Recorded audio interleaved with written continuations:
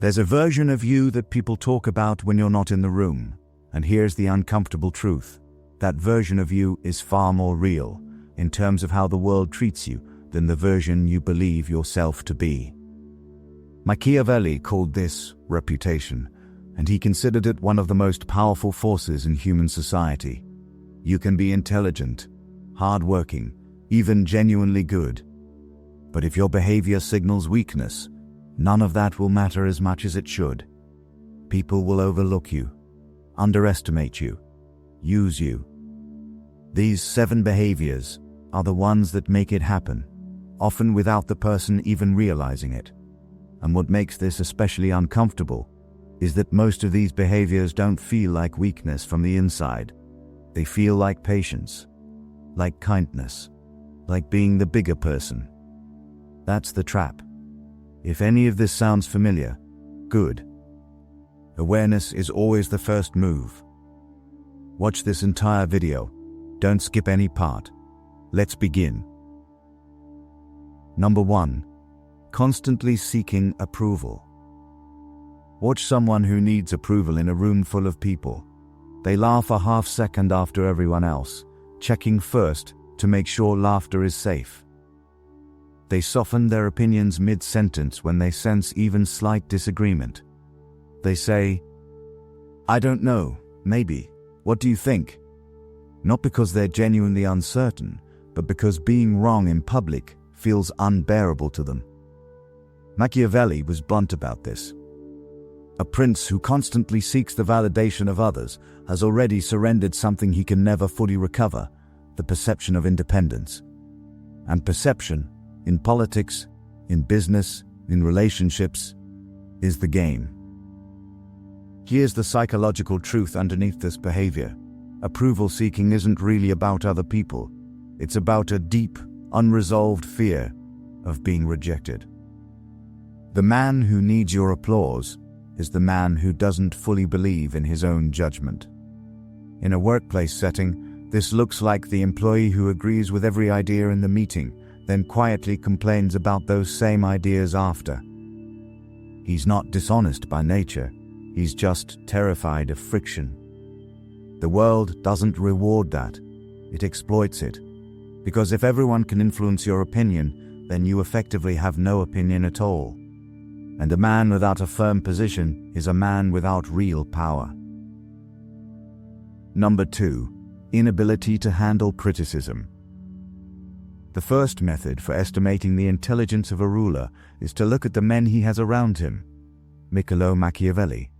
Criticism is information. That's all it is. But watch how a man responds to it, and you'll learn almost everything about his internal architecture. The man who crumbles under criticism, or worse, explodes at it, is revealing something he probably doesn't intend to show. He's showing you that his sense of self is fragile, that his identity is too tightly wrapped around being right, being liked, being seen in a particular way. The moment that image gets challenged, even gently, something in him short-circuits. Machiavelli understood that a ruler who cannot receive honest counsel is dangerous, not to others, but to himself. Because when people around you learn that criticism makes you defensive, they stop giving it to you. And then you start operating on incomplete information, surrounded by silence that you mistake for agreement. Real strength doesn't flinch at feedback. It filters it, weighs it, and uses what's valuable. The ability to hear something unflattering about yourself without falling apart, that may be one of the most underrated forms of self-control there is. Number 3. Making excuses instead of decisions. It is better to be feared than loved, if you cannot be both. Machiavelli. This one is quieter than the others. It doesn't announce itself. It hides inside language, inside the way a man explains what happened instead of simply addressing it. The excuse maker is easy to recognize once you're listening for him. He's always the victim of circumstance. The project failed because of the economy, the timing, the team, the resources, never because of a decision he made or didn't make. Something always happened to him. He was never the one who made something happen, or failed to. What makes excuses particularly corrosive is that they feel reasonable from the inside. There's almost always some external factor involved in any failure. But the habit of leading with that external factor, of reaching for it first, reflexively, builds a pattern, a reputation. People begin to associate you with reasons why things didn't work, rather than with the energy that makes things work. Decisions, even bad ones, can be corrected. Excuses just delay the correction and signal to everyone watching that you're not quite ready to lead. Number 4. Shrinking under pressure. Pressure reveals what comfort conceals. It's one of the oldest truths in human nature, and Machiavelli built much of his political philosophy around it. Most men present well in calm conditions.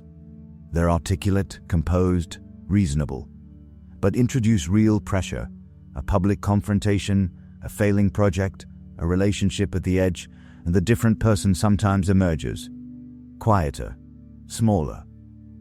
Suddenly very interested in avoiding rather than engaging.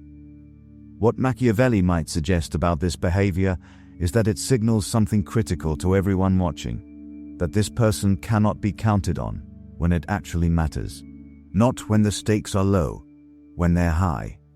The world, Machiavelli argued, is fundamentally unpredictable. Fortuna, fortune, circumstance, chaos will always arrive. The question is never whether pressure will come.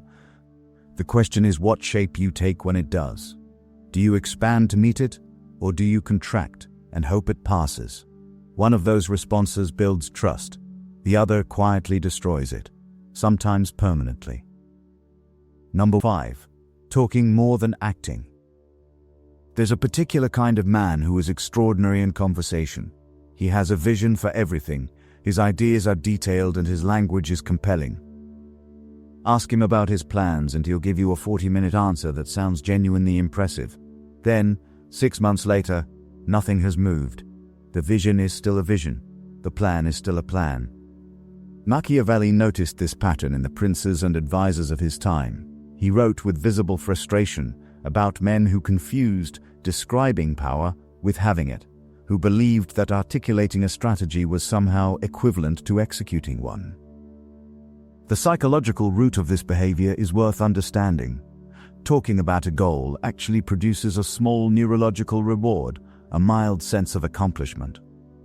The brain, to some degree, doesn't fully distinguish between planning something and doing it, which means that for some people, the conversation about the goal quietly replaces the goal itself. In real-world terms, this looks like the entrepreneur who's been about to launch for 3 years, the aspiring writer who has discussed his book at every dinner party but written very little of it, the man who responds to every opportunity with enthusiasm and then, somehow, is always busy when the work begins. Machiavelli's standard was simple. What have you actually done? Actions have weight. Words on their own are just pressure in the air. Number 6. No control over emotions. Emotion is not the enemy. Let's be clear about that. Machiavelli wasn't arguing for coldness or emotional suppression. What he was describing, across multiple passages of The Prince, was the danger of being ruled by emotion rather than using it. There's a significant difference. A man who loses his temper when challenged isn't showing strength. He's showing that the other person has found a lever and knows exactly how to pull it. Every time that happens in public, the man loses a small amount of perceived control. And perceived control, in social and professional environments, is real capital. Think about the manager who raises his voice when things go wrong. His team doesn't respect the passion. They learn over time to manage him, to withhold information, to time their conversations carefully, to work around his emotional volatility rather than through it. He thinks he's leading. He's actually being handled. Emotional regulation, the ability to feel something intensely and still respond with measured precision is one of the behaviors that people read as quiet authority. Not because it's cold, but because it signals that you are the one deciding how you respond, rather than simply reacting to whatever the moment throws at you. That distinction, small as it sounds, changes how people experience you entirely. Number 7. Loyalty to people who don't deserve it. This one is perhaps the most painful of the 7, because the men who fall into this pattern are often genuinely good people, loyal, devoted, willing to go further for others than those others would ever go for them. And that quality, which could be a strength, becomes a liability when it's given indiscriminately. Machiavelli was unsentimental about alliances. He wrote that a prince must constantly evaluate who around him is genuinely useful, genuinely aligned, and who is simply benefiting from proximity. The failure to make this distinction, he argued, wasn't just naive, it was strategically dangerous. Because misplaced loyalty doesn't just cost you time and energy, it shapes your decisions, it compromises your judgment, it keeps you emotionally attached to situations and people that are quietly holding you back. Real strength includes the ability to reassess, to say clearly, without bitterness, that this relationship, as it currently stands, no longer serves either of us honestly. That's not cruelty, that's clarity. And Machiavelli would argue it's one of the most important skills a serious person can develop. Conclusion. 7 behaviors, each one quiet, each one in its own way doing real damage to how you're perceived, to how you're treated, and ultimately to what you're able to build.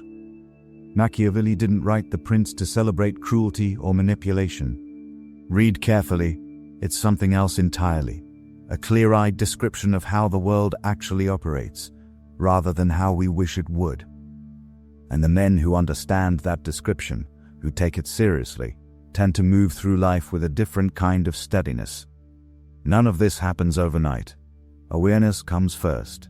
Then, slowly, behavior follows. If something in this video landed, if one of these 7 points made you pause and think about someone you know, or about yourself, that discomfort is worth sitting with. It usually points somewhere important. Like this video if it made you think. Share it with someone who needs to hear it. Leave a comment below. Which of these 7 behaviors do you think is the most overlooked in today's world?